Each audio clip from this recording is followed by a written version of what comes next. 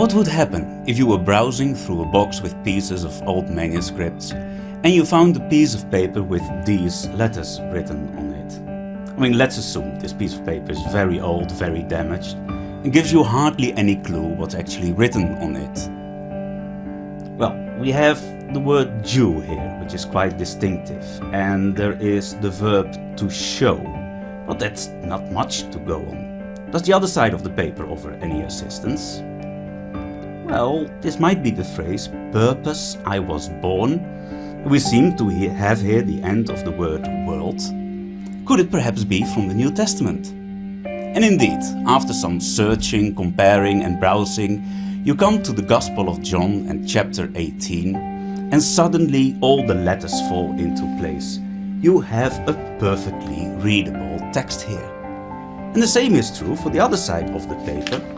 The text runs as smooth as you can imagine. We have here a manuscript from John 18. Something like this happened to a certain scholar back in the 1930s, when he was sorting out a box with papyrus manuscripts with Greek texts.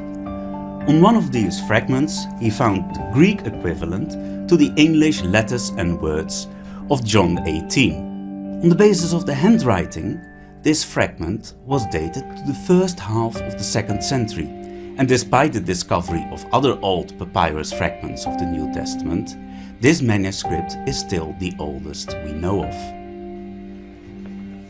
The text of this copy of John describes how Jesus accuses one to have him crucified by the Romans, and the last letters on the front of this fragment come from Pilate's question to Jesus, "Are you the King of the Jews?" Then there is some text missing further down the page, but the back of our fragment continues the story with Jesus' answer to Pilate. He explains why he came into the world. "For this purpose I was born." Why did Jesus come? To bear witness to the truth.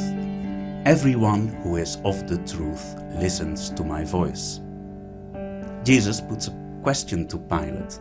"Are you of the truth or not? Do you listen to my voice or not?" But Pilate doesn't answer. He doesn't get any further than trying to avoid listening to the voice of truth.